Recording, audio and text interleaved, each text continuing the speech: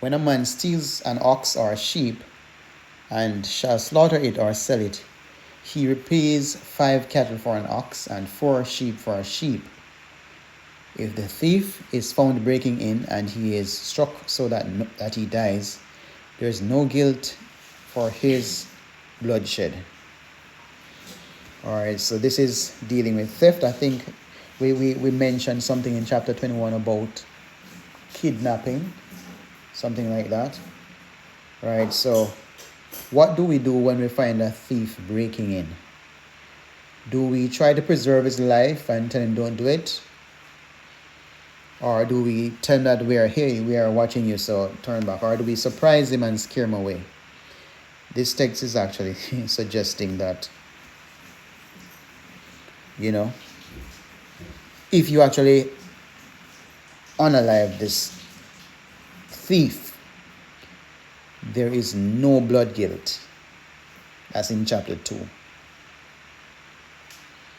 So basically it is saying, the owner is not going to be guilty. In a break-in scenario, usually it's dark, and that is a dangerous time. And a thief sometimes will actually go to the extent of endangering your life to actually get what he comes for, even if it means to protect his identity. And so if that person is struck by the owner of the house, then there is no guilt. But remember, we have mentioned that the commandment of capital punishment for taking a life is a life for a life. But how do we know the intent of the thief? That this thief is only coming to get to take away what you have. This is actually assuming that this thief will come and take away what you have and will actually harm you if you try and stop him. So under that case, you can actually unalive the thief. Right? So there's no guilt for that. No hesitation when somebody crossed the border. Right.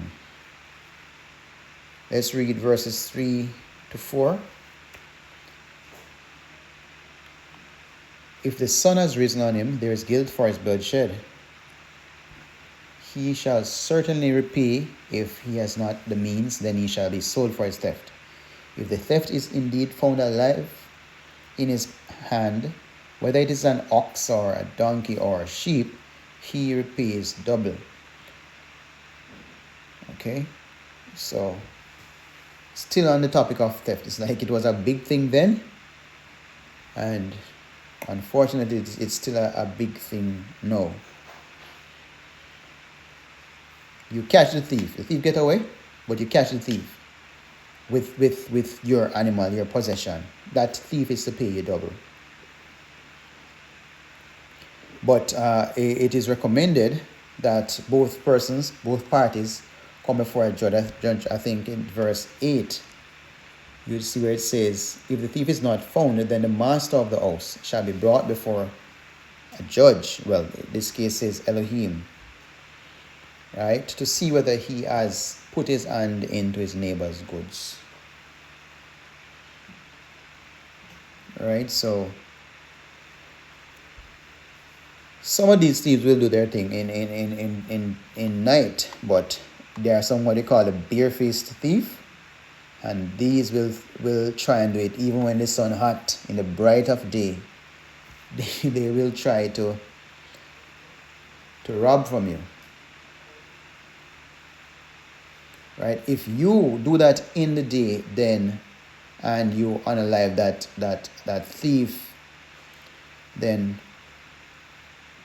blood guilt will fall on the person who did the unaliving. Because so you see the one that does it in the night, you see the treatment is different for the thief that dealing with the thief in the day versus the thief in the night. The one in the night, you have no guilt to unalive that person. But the one in the day, you catch that person and you will be guilty for taking that thief's life. But sometimes when you catch the thief, there's a restitution. In other words, he has an opportunity to pay. Right? He has an opportunity to pay back. And in some cases they can't, then this thief can be put into servitude. In other words, make that thief a slave. So he work for you until he can pay you back what he stole from you. If the animal that he stole from you is still alive, then the thief is to pay double. And in other words, I think when we started reading this chapter in verse 1, it says when the animal is slaughtered, the person is to repay 5 times for an ox and 4 times for a sheep. But if the animal is found alive, then it's not 4 times or 5 times, it's actually double. So it's it's better. It's not so bad for the thief after all in this situation, even though stealing is sin. Right, so the animal is alive, you repay with a live.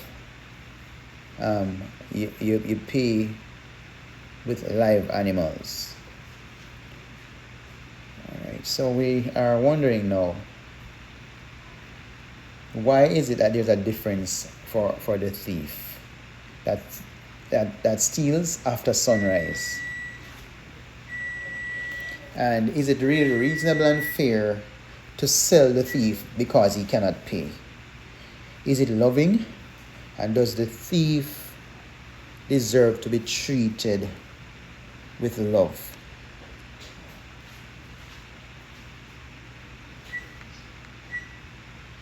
Well, it's not bad as taking the life of the thief. I think it's better to sell the thief rather than to take the life of the thief. You know, it's one is more reasonable.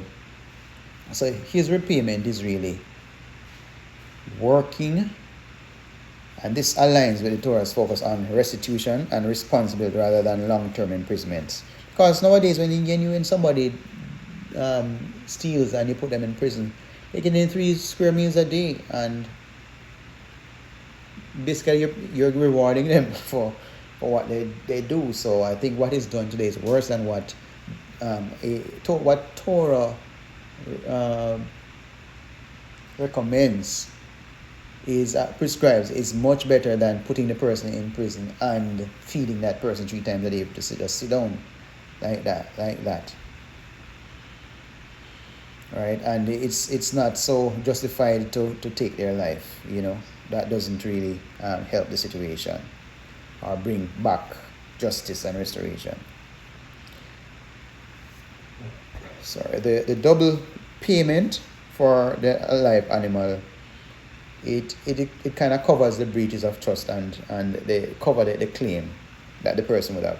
So being in the judge's position, the asking the thief to repay double, I think that is strong enough to deter them from wanting to repeat it, and it will also prevent the person who is a victim from doing a false claim sometime.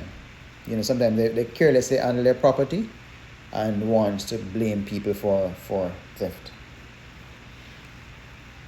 All right, there are some honest people around, right? And sometimes they are blamed. Right, so the good thing is that there is a court system and a judge, and there will be need for a witness. So that will kind of help to guard against the fraud and misrepresentation. So it's very, very good to have a witness. Let's read verses 5 and 6. You're going to realize that each of these commands, maybe like just one verse stating it and another verse explaining it. And if we were to read beyond that, then we may just forget the original verse. When a man lets a field or vineyard be grazed bare and lets loose his livestock and it feeds it in another man's field, he repays from the best of his own field and the best of his own vineyard. When fire breaks out and spreads to thorn bushes so that stacked grain or standing grain or the field is consumed, he who kindled the fire shall certainly repay. So this is the law concerning stray animals. We touched a little bit on that, stray animals. And it's also dealing with how you deal with the field and how you deal with fire. So just looking at it, if a person's livestock lets loose, right, and it goes into another person's farm and eat up all the person's plant, you must repay that person with plants that were destroyed. And a matter of fact, not just any plants, but you're to repay with the best of your field. Back then, everybody would be expected to have a field or a vineyard. I do not know if you need to give back the person land or it's just field. So he repays from the best of his own field and the best of his vineyard. So that's two things I'm seeing there. So we must be careful not to let our animals let loose and go into another man's field, because not only that you're liable or subject to pay back with the best of your field, you might be required to pay back with real estate, the best of your real estate. That kind of look, that's far more valuable than getting back your crops, But if I was around that time, it would be good for your animal to come into my field, because knowing that my field has the best crops there are, then if you can't replace those crops, then I'll get a piece of your land. And the key is restitution. You repay with the best of your land, and that, I think, is very, very, very justified. There's another issue, not just loose animals, but fire. Suppose you're burning. You call it, some farmers have to clear land and you burn to rid of the pests.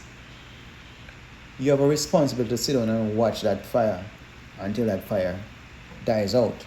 You can't just light your land and go home asleep, because if the wind blows and spreads that fire right into another person's place, then you have a response. You have to pay, because you're negligent, and there's no excuse for that, to say that it's the fire or the wind blow the fire. Right. So that is the law regarding fire. But we need to pick up what the principle behind this. Every command that we look at, we must find out what's the principle behind such and such law. The principle is basically we must learn to be responsible for hazards, that especially for hazards that we start, right? And just be careful enough that does not destroy somebody else's work. So that is it basically. In today's society, you have in businesses, there are a lot of negligence. Sometimes you see big corporations, they let go their chemicals in the river, along the streams, and it affects the fish and affect persons who drink from that water or bathe in that water. People use it for recreational activities. And sometimes they just get a little slap on the hand from the environmental watchdog. But we have to understand, any situation where our choices harm others' property or livelihood, that we need to ensure that they are adequately repaid for it. Are we going to read 7 to 15? When a man gives silver or goods to his neighbor to guard, and it is stolen out of the man's house, if the thief is found, he repays double. If the thief is not found, then the master of the house shall be brought before Elohim to see whether he has put his hand into his neighbor's goods. For every matter of transgression, or for ox, for donkey, for sheep, for garment, or for whatever is lost which another claims to be his, let the matter of them both come before Elohim. And whoever declares wrong repays double to his neighbor. Verse 10. When a man gives his neighbor a donkey, or ox, or sheep, or any beast to watch over, and it dies, or is injured, or is driven away while no one is looking, let an oath of the Creator be between them both, that he has not put his hand into his neighbor's goods, and the owner of it shall accept that, and he does not repay. But if it is indeed stolen from him, he repays to its owner. If it is torn to pieces, then let him bring it for evidence he does not repay what was torn. And when a man borrows from his neighbor, and it is injured or dies while the owner of it is not present, he shall certainly repay. But if its owner was with it, he does not repay if it was hired. He is entitled to the error. And when a man, okay, we'll stop there because it's a lot of commandments we're seeing right there, and if we're to read through, we might forget some or miss some. Reading this just feels like I'm reading something legal, and it takes a lot of focus and attention to study law. Right, so let's look at these. We continued from what verse? Was it verse 7 that we continued from? To see if we can just catch up on some of what we skimming through. When a man gives silver or gold to his neighbor to guard it and it's stolen, that's really an unfortunate situation. You give somebody something to put up for you, and you return for it, and the person say, somebody stole it. Question is, do we believe that person? Or do we accept what the person says and move on? Well, the remedy here is basically we're to set out to find that thief. And if we do not find that thief, then the owner of the house shall come near, and he will actually have to put his hand into his neighbor's goods. It says that we'll have to bring that person before the court to see if this person is really talking the truth. Because it may be that person that you gave the thing to keep, that maybe that's the person that is the person that stole it as well. And that would be a breach of trust. Both of them must come before the Creator, and one whom is condemned shall pay double, because somebody is not talking the truth. And they are to swear an oath. I think it's in 11 that says that they are to swear an oath. And whoever is found to do that, that person must repay. Restitution must be paid to the owner. But does it state how much the person need to repay to the owner? It would be good to see, how much is it.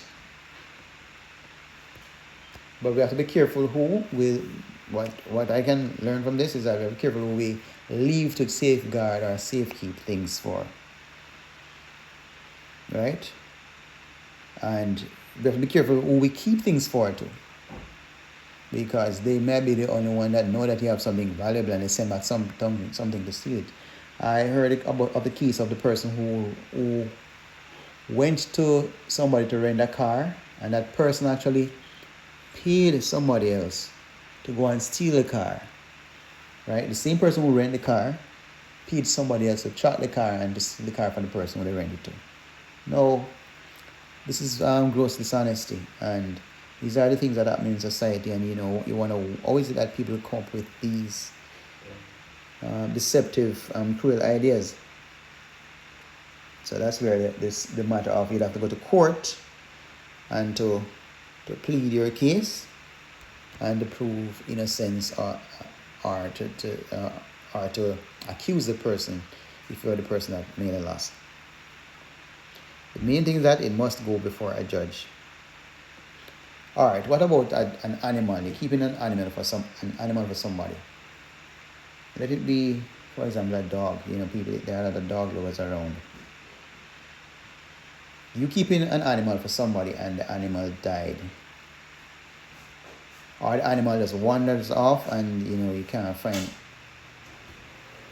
It's not deliberate. So you as a safekeeper must swear an oath and say that I really don't know. I'm not the one that did this. I didn't know where the dog disappeared. Right? That way, the checks will be done. But sometimes it's a case where the dog may die, or the animal, I keep using dog. An animal may die from a natural cause.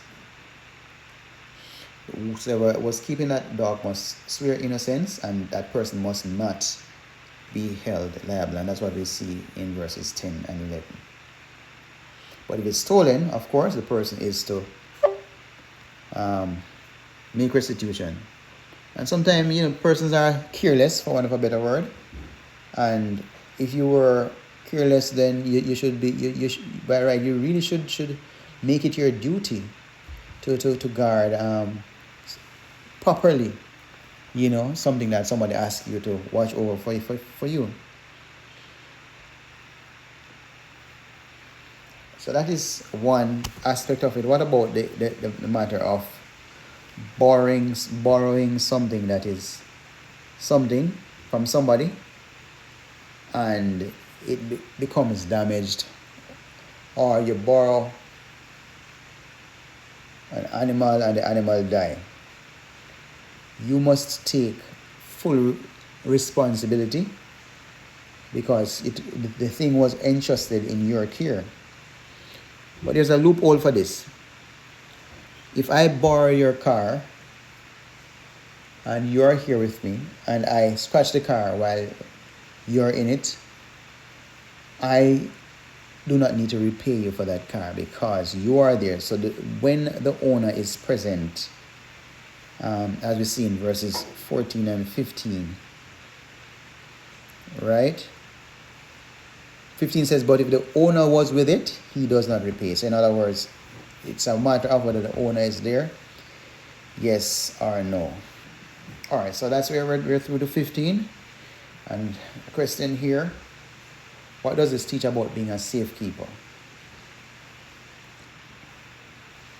And it is simple. When you're entrusted with someone else's property, you must be honest. If it was stolen and the thief is found, the thief is to pay double. But if not, you may need to swear before the judge that you did not steal. Right? So nothing is wrong with swearing. In some cases, an oath might just be enough. You don't need to pay back anything. Because when people swore back then, people swore because they feared the Creator. And that's why I think in the court system today, I think persons are probably still asked to swear on the Bible. If you swear and you are telling a lie, you're actually inviting the Creator's judgment on you. Right? And when you swear, it shows that the innocent person that was keeping the thing for you, nobody else. Once we see that person swear, that means that we don't need to continue harboring suspicion about that person. Once the person swears, then you can just say, it's not the person, because the person is not supposed to swear if the person fears the Creator. And of course, if there is negligence by the safekeeper, then that person must pay. And if you borrow something and it's damaged, you must pay back for it. But if the owner was there, you don't have to pay for it. All right, so there's a lot of sideways and loops to actually get away from paying, and certain situations where you just definitely have to pay. I'm hoping, that if I borrow something from somebody, or somebody asks me to keep something and it's damaged, I'm just hoping that if anything bad happens, at least there's a witness. Because if there's a witness, then, hopefully I can get away from that situation, because it should show that I was not negligent, and it would show that I did my best. And if nobody's there, then I can swear, right? And if I swear and the person recognizes that I fear the Creator, then nobody should be continuing to suspect me or looking at me and whispering when I'm walking or anything like that, because I'd have done my part. Let's go to the virgin situation now, verse 16 and 17.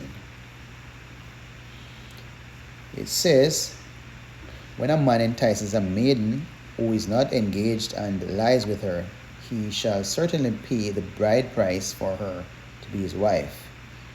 If her father absolutely refuses to give her to him, he pays according to the bride price of maidens.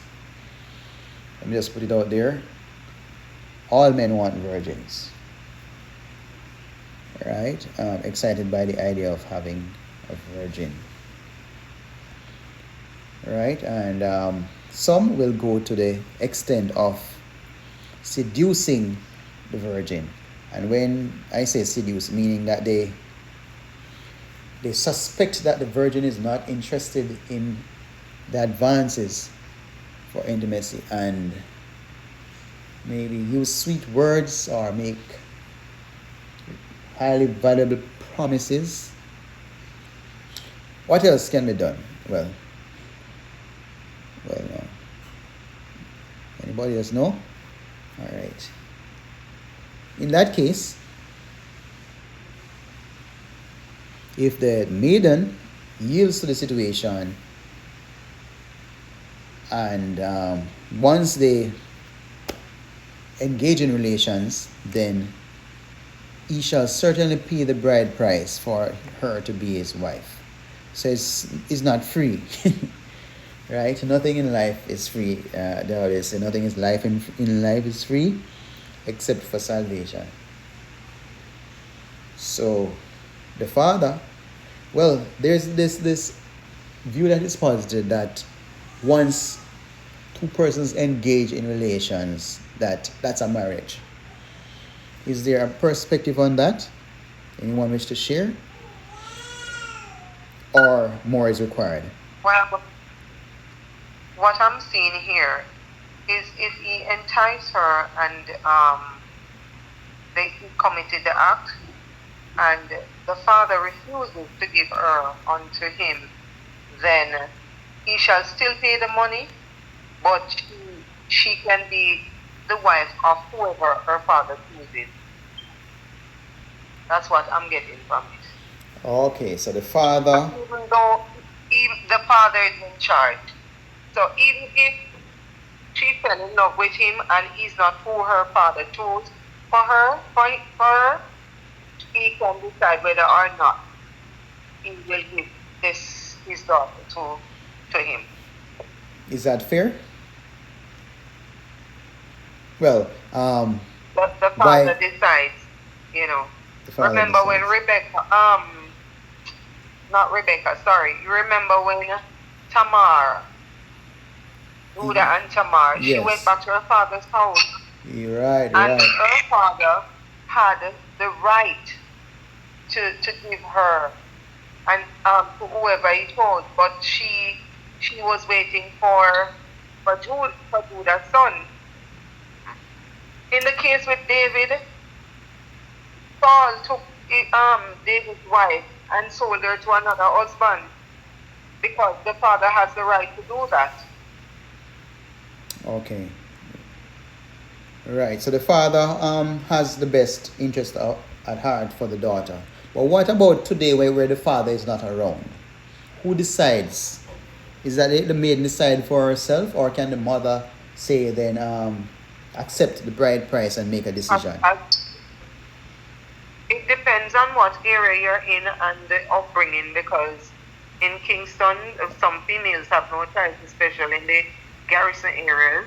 In the ghetto. The Don decides. The Don decides, all right. So A decision must be made.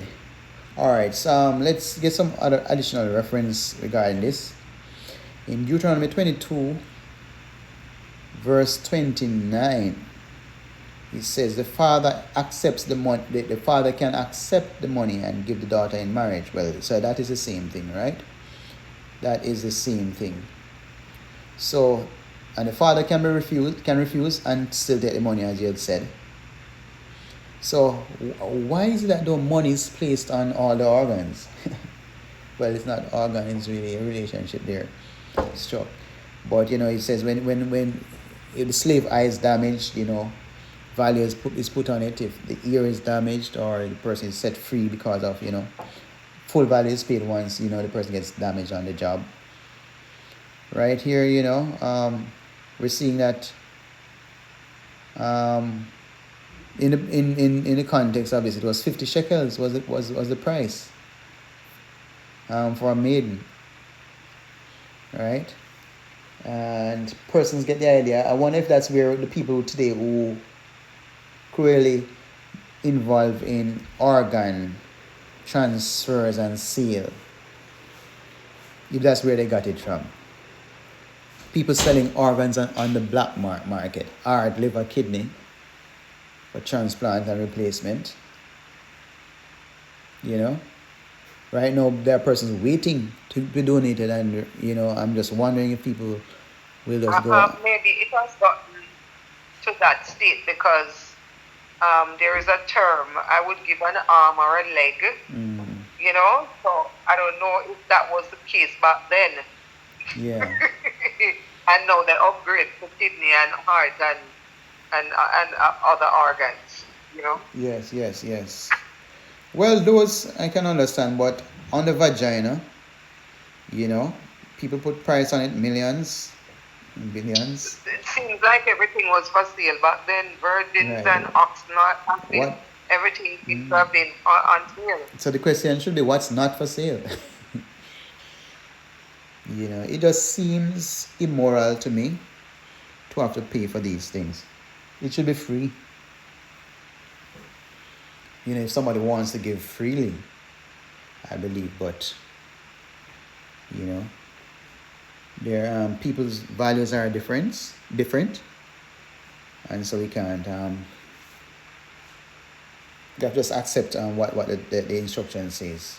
I think I brought up the idea of what constitutes a marriage. It might not be fully what this focuses on, but is a ketubah or a bride price needed for marriage? And do we see that in all cases in Torah? Or are we just seeing it in this particular case? I think in the case with yeah, go ahead. I think for virgins, you have to pay a bride price, but say for a woman that has been with her husband before and her husband died, she should be free. I think there would need to be for a bride price. Give me a price, man. Give me a price. That was divorced. Give me a price, my sister. Pardon me? Put a price on the woman, man. Don't let her go free. I don't think you're not gonna yield to that. There should be a price on her. Okay, all right. Thanks for. So I think only virgins, but I don't know if a dowry is being paid for a woman who has been married before. No, we don't see it. We don't see it in scripture. We don't see it in scripture. No, don't see that. Right, but what about Adam and Eve? Adam didn't pay anything. I don't know. Well, we don't know. It's not there. I'm sure it's not. We can't say we don't know. It's not there. And also, I'm trying to find out who else didn't pay any money. Well, we see Jacob paid 7 years for each for his wives. We saw his father Yitzhak. Eliza went to a family and gave some nose rings and some jewelry and some gift. Abraham, did he pay for so his? A man with many daughters then can become very rich. Yes, can you imagine if I was in Yethro's position with 7 daughters? I'd be a millionaire right now. I have one. I'm not gonna say only one, but I'd love to have 6 more. Right? I hope my daughter doesn't hear me. But I'd like to have get 6 more because that's it's big money in this business. All right, getting back to it now. Right. So the father, we see the father's role is very important, and the ketubah is an important marriage document. So we hear like a particular group, I think it's the Rastafari, they usually suggest that you just take a woman and call her your wife, and you don't need to. The view is that you do not need to put the government in between you and your wife. Anybody you need to put is the creator. So basically, you find somebody you are attracted to. Well, some say find somebody who is you can do transaction with, rather than attraction. And you pray together, and both of you commit to each other, and you live together, and that's it. What would be wrong with an arrangement like that? Do they need a contract to sign something, or to go pay the RGD some money about it, and then whenever they're ready to break up, they go to RGD and pay again? What support, what benefit does the RGD has to do when it comes to a righteous marriage, one aligning with Torah? So we have to face it now. We have to look at these things. Not a case where we're trying to save money from government, but do we really need that for it to be a righteous marriage?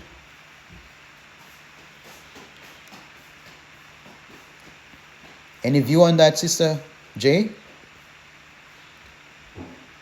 All right. Well, what I can say is, in our time, the reason why I would agree with the RGB situation, yes, is because you have nobody plans to break up, but then it does happen, and sometimes the wife is left with nothing at all. Right, because all men are evil. And so, yes, some men are very cruel. And they'll just put the wife out without reason or anything. So the law actually helps to ascertain that the wife at least is compensated for her time, and whatever she may have contributed to the marriage while she was with the man, both of them together, she is at least compensated and not left unprotected or in destitution. Right, and that is the spirit of the Torah, to protect women, especially. Tell me now, do you see anywhere where inheritance is passed on to a wife or a daughter when a son is around? Anywhere in Torah? No. And I think that is deliberate, because women... I don't recall. Because what happens is that when you marry a woman and you die, what is the natural occurrence, whether or not she is hurt for long or take long to get over? She's going to find a man and give that property to that man. There's no doubt about that. So the ownership of that property in the family line goes to another family line. And so while it's very important for women to be protected, that is something that is really a law that is not in Torah, for them to get property. We see where Abraham protected his wife adequately, and he even bought a plot for her just in case he dies before her, so that her life will be honored properly, right? But outside of that, there's no. And that's why it's always good to have a son, because when a man has a son, he can give that to the son, knowing that property is not supposed to go over to another man, because a man must work for his own. And a man who takes care of a woman or takes a widow, he must not be taking a widow to get what the widow received from her deceased husband. He should have the capacity to provide home and coverage for her. And that's why we don't see in Torah where there is inheritance law specified for widows or women largely. The instance with Zipporah, Zelophehad's 5 daughters, was unique, because that practice wasn't in place, they had to go and protest and say, look, we don't have any uncle, we don't have no brother, so therefore we don't have anything, help us out. And so a special provision was made for them. All right, that's enough divergence from the bride price that is mentioned here in the father refusing. Let's go to 18 to 20. And do not allow a practice of witchcraft to live. Anyone lying with a beast shall certainly be put to death. He who slaughters to an Elohim, except to the Creator only, is put under the ban. So here we're talking about sorcery, witchcraft. Here we're talking about bestiality. And here we're talking about sacrificing to other gods. This is no light matter. Witchcraft is practiced in many ways. You have persons, once somebody prays to another god other than the Creator, that to me is witchcraft. And even persons not today, even say, for example, those who practice Christianity, the idea of drinking somebody's blood and eating somebody's body, those things are aligned with witchcraft. Sometimes they pray over scarves and put it over your head and put it on your body to wear and all those things, suggesting power is transferred from their false god into those adornments. And we don't even know people walking around feeling comfortable with a red thread on the child's hand, or a scarf that is prayed for by a preacher. All of these are forms of witchcraft, and we have to stay far from those kind of practices because it switches the contentment and security of trusting in the Creator to trusting in another man. Bestiality. Right, that goes without saying. That is a capital offense.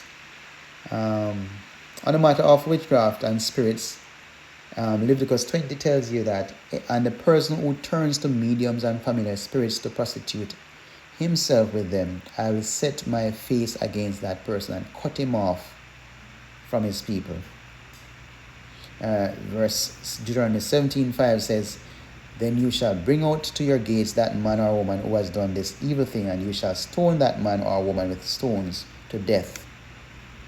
And that's persons who participate in idolatry. We saw in the story in First Shemot, where how seriously Creator views consulting with the occult and with sorcerers. Right? And regarding the sexual urges, there are some men that are beyond control and nothing can pass them.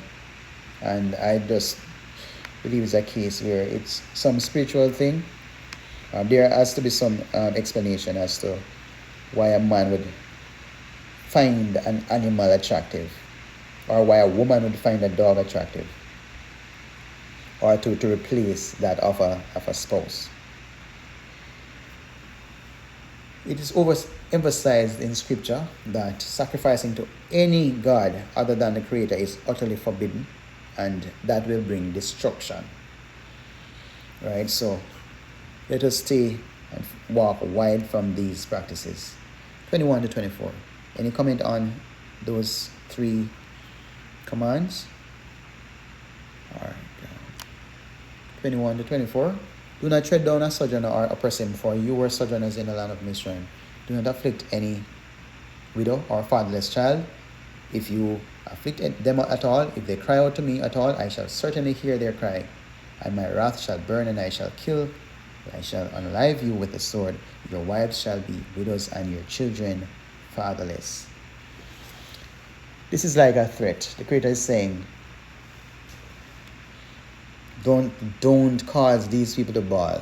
Anyhow, you cause that person to cry. the vengeance will be wrought. In one case it says it should be sevenfold. Right? Is this a threat?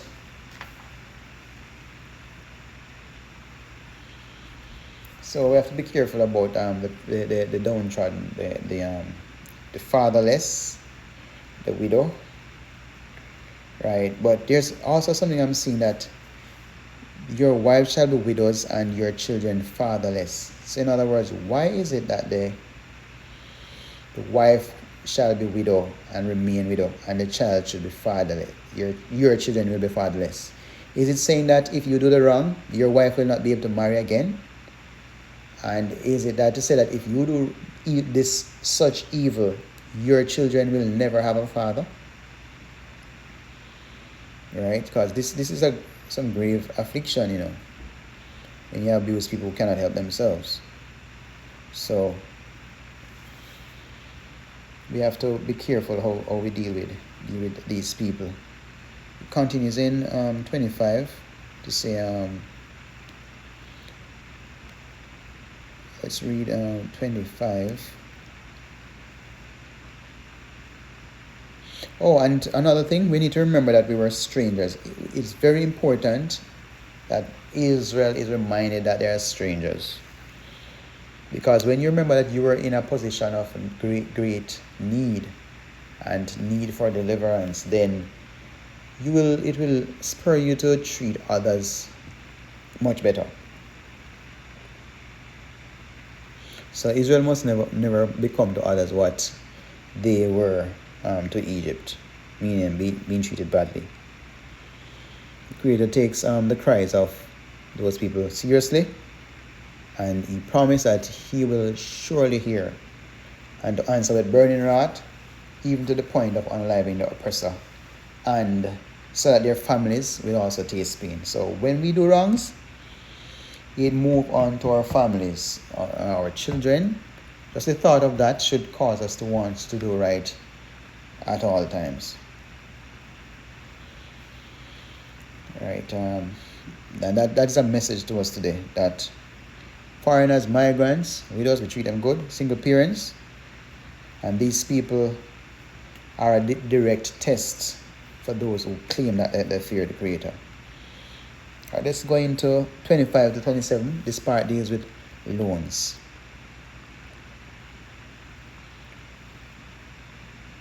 If you lend money to any of my people who are poor among you, well, let me read. For that is, it says, verse 25. If you do lend silver to any of my people, the poor among you, you are not to be like one that lends on interest to him. Do not lay interest on him. If you take your neighbor's garment as a pledge at all, you are to return it to him before the sun goes down, for that is his only covering. It is his garment for his skin. What does he sleep in? And it shall be that when he cries to me, I shall hear, for I show favor. So we're talking about lending, and when we there's a suggestion that I'm seeing in this, that when you lend, you're to lend to your people first. So don't lend to foreigners before you lend to your people. Don't lend to a rich person before you lend to a poor person. And when you lend to them, do not treat them harsh in a way that you won't charge interest for them. Right? Don't try to take back the money or claim back the money by taking any collateral they have, because sometimes the collateral they have is the only thing that is of value. Right? So if you think that you take back anything from them to match what they owe you, well, you better give it back, because if the sun comes down on you, you're in serious trouble. Because if they ever cry to the Creator, you don't want that person to cry to the Creator against you. I'd like to ask you, do you think it's right to lend to people of a different faith, while persons that share the same faith with you are struggling?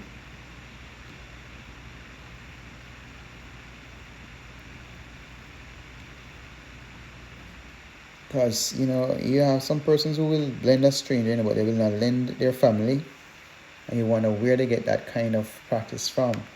Is it that they're afraid that the family will not pay them back?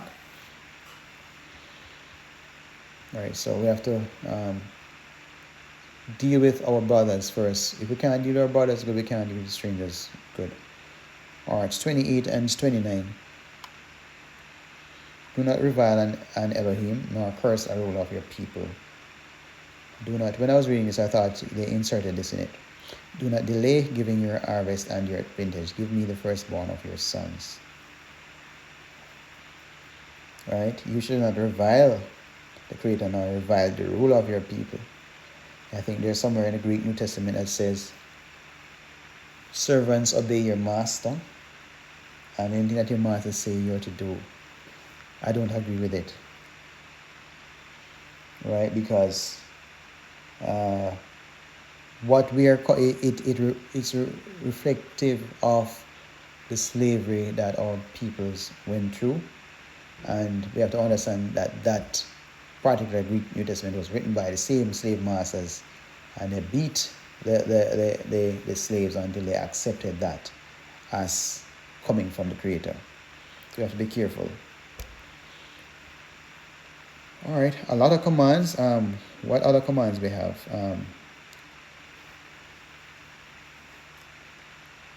We are at verse 30.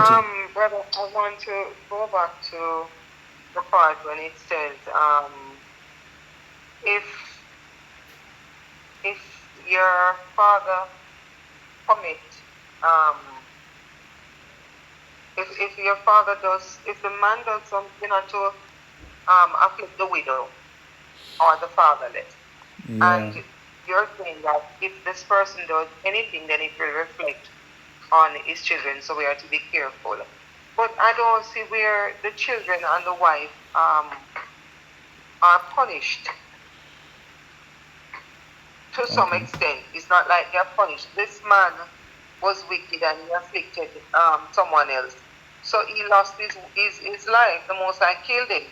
So his wife now becomes a widow, and his children becomes fatherless too, because that's who he was afflicting. So now they're in the position that his victims were in. They're in the same position, fatherless and widows. So that's Does it mean that they are suffering because of him and what he did? Well, it says, my wrath shall burn, and I shall unalive with the sword, and your wives shall be widows. Your wives, that yes, means because more than so therefore his wife is gonna become a widow. So that's the punishment when you do wrong and you are. But why should the wife and the children suffer for this man's sins? Well, they don't. He is the one that applied the suffering to them, because he caused them to be fatherless and without a husband. He's the one that do it. It's not really the Creator. So one has to be careful who one is married to. Yeah. Because whatever punishment is meted out to them, yeah, your children and yourself shall face that same judgment. Exactly. So, and the worst thing now, what could make it worse though, if they remain widows and remain fatherless, meaning that nobody take them up. If nobody takes them up, that means they remain widows and fatherless. For me, I believe that it's better to. Yeah, my heart goes out to widows and fatherless more than any other set. Right? Because it's not a nice thing to grow up without a father, especially when you experience it. Right? Widow, when you actually, there's a saying that whenever a man is with a woman, when she moves on to another man, she will never listen to that man, right? Because her former husband is alive, right? It's like the power of the semen actually caused that woman to rebel against any other man. So the matter and the practice of intimacy is very strong and powerful. And so until that man dies, then she will not listen to the man. Anyway, that's not in the text, and that's not in Torah. So let me get back.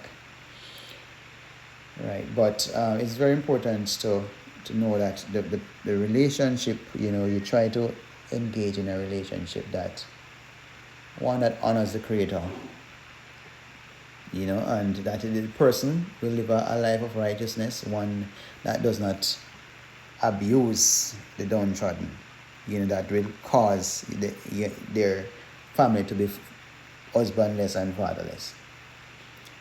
Right. Thanks for sharing that. There we know. 30. Were you finished with that regarding the widow? Yes. All right. So Yeah. we do 30 then. Likewise, you are to do with your oxen, with your sheep. It is to be with its mother 7 days. On the 8th day, you give it to me. Oh, that is actually a continuation from 29. When it starts like likewise, is it relating to it? Do not delay giving your harvest and your vintage. Give me the firstborn of your son. Likewise, you are to do with your oxen, with your sheep. Right. The idea, the instruction about firstborn is already given earlier in Shemot. So it is here repeated. When you see something is repeated, it is actually a stronger highlight, and it could be highlighted so you know that it's the same way you deal with sheep and oxen. The firstborn is given to the Creator. It says, do with your oxen, with your sheep. It is to be with his mother 7 days. Because, there are persons who, remember there's a command to say you can offer a goat that is up to 1 year old. That means if the goat is 11 months, you can offer it same way. Or if it's 7 days, you can offer it same way. Well, here it's actually saying, no. I don't think let it stay with. What if it is it stays with its mother? It is not to until be. the 8th day. Right. Then So maybe. what if it is given unto the priest? Offering it up to the Creator doesn't necessarily mean it is to be killed, because he require all the firstborn. So what if the priests are the ones? It is set apart and given for the priest to keep until such time as it is needed to be sacrificed. Right. So this is actually protection for young animals. Because I think it would make sense to keep it away from other animals that may harm it, cause it to lose a horn, an eye, or anything else, for it to be free from blemish and for it to be spotless. You separate it from the rest of the other animals. Yes. It has to be separated. And these animals, 7 days and younger, they just need a mother. They are not ready to be separated from their mother, right? And there are some people who they are just about profit and trade, right? And if it's some money, they will do it. So the first week, I believe, completes its initial dependence. It's just like a baby. Once a baby, I realize, is 1 week, 2 week, or 2 weeks, or 3 weeks. That baby does not need to be separated from the mother any point at all, because that's what the baby is accustomed to, right? And any separation, I think, would be cruelty, because that's what the baby is accustomed to, maybe in the womb for 7 to 9 months. Right. With animals, it seems as if after 7 days, it can be separated. I know the 8th day, it can be separated. And I think there's also the separation with circumcision that's done on the 8th day. It just came to my mind. So there's something about 8 days. All right. Are we at the end of the chapter? Oh, yeah, there's one more verse. 31. And you are set apart, men, to me, and you do not eat any meat which is torn to pieces in the field. You throw it to the dogs. Right. So, I'm seeing in another text where it says, like Exodus 11, but against any of the children of Israel, no dog shall move its tongue against man or beast, that you may know that the Creator makes a distinction between Mizraim and Israel. Anything about dogs again? You shall, do not eat any meat that is torn, right? So no matter how hungry you be, avoid the temptation to consume that kind of animal. All right, so we're at the end of the chapter. We've spent enough time. So I have an end of chapter quiz, but in the interest of time, I'll just tag it to the video or send a link so that we can actually measure if we're actually remembering anything from these lengthy, exhaustive laws. If not anything, then shalom, shalom, family. Shalom. Shalom. Shalom.